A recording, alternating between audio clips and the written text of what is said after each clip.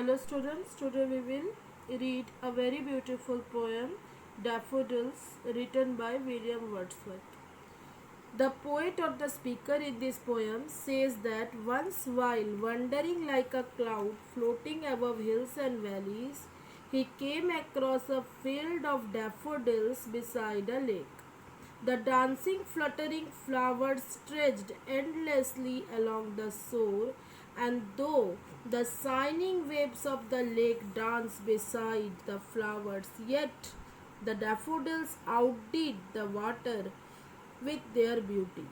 The poet says that the golden daffodils twinkled and stretched in a continuous line, just like the stars in the Milky Way galaxy, for putting a greater implication in indicating that the flowers are heavenly as the stars.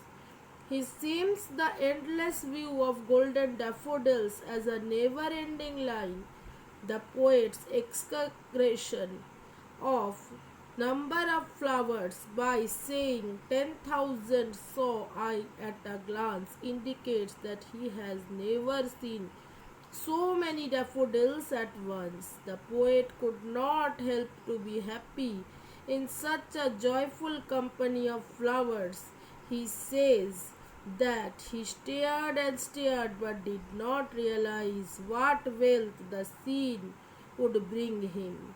For now, whenever he feels vacant or pensive, the memory strikes that inward eye that is the bliss of solitude, and his heart fills with pleasure and dances with the daffodils. So let us learn line by line meaning of this poem. In the first stanza, the poet says that he was wandering lonely as a cloud that floats on high over the valleys and hills. The phrase refers to him being roaming around without any purpose. He was all alone like a cloud that floats high in the valley. Usually, the clouds are not alone, but here the poet probably refers to the fragment of the cloud that moves among the hills in the valley. Unlike the clouds that are full of rain and thus move in purpose, this fragment has no particular direction to move and just roam around above the valley. While roaming in the valley, he suddenly sees a crowd, a host of golden daffodils. The word crowd and host means a large number of people, hence, the poet uses personification and attributes the human qualities to daffodils. The poet calls daffodils golden rather than yellow in order to express their majesty and beauty. According to the poet, he sees a large number of daffodils beside the lake beneath the tree, that is, along with source of the lake and below the tree, because they are small. Daffodils seem to be floating and dancing in the breeze. Again, the poet personifies the daffodils by showing them as flapping wings of birds or imaginations that of angels and dancing like humans in a moving breeze. In a way, the poet imagines as if the daffodil possesses the qualities of both those of the world and the meta world.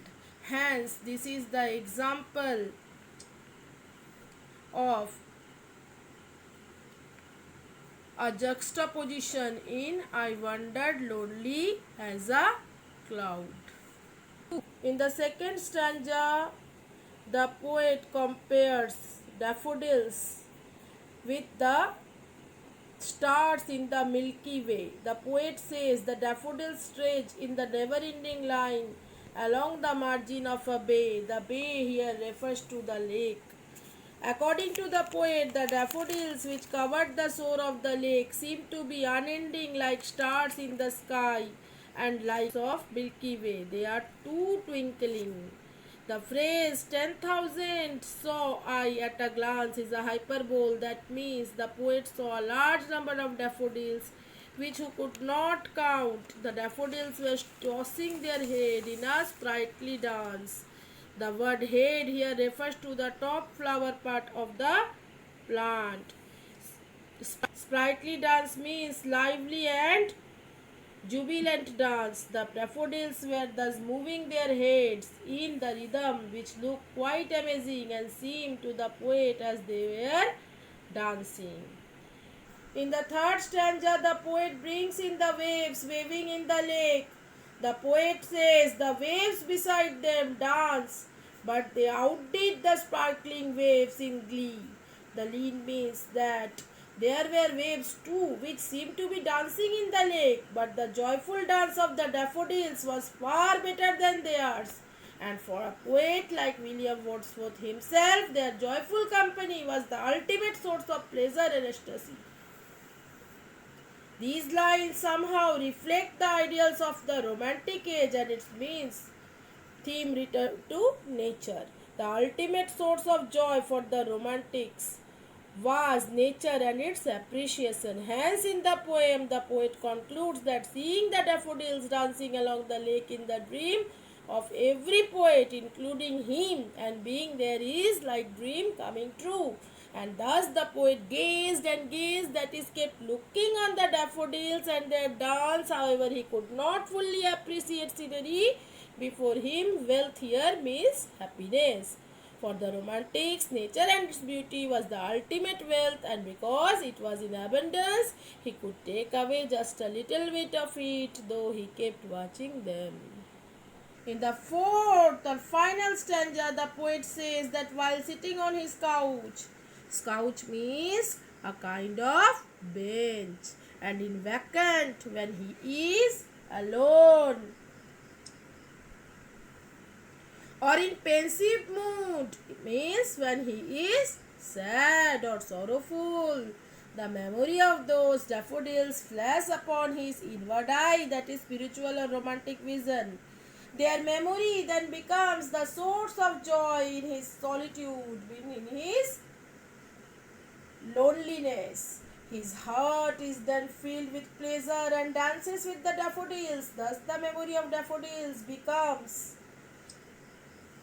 his companion in his solitude, and taking away all his sorrows, boredom, make his spirit dance with them.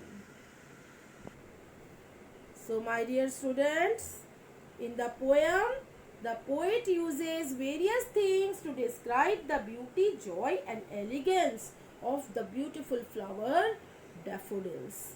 In the stanza 2, he compared daffodils with the galaxy of stars. In stanza 3, he compares them with the waves of lake. The poet thus wants to feel the beauty of nature. There is no use of materialistic example throughout the poem. The poet emphasizes nature and natural things, and thus it is the complete rejection of newly developed industrial world and an escape to nature and the rustic world. So read this poem. Try to learn the meaning of each and every stanza. That's all for today.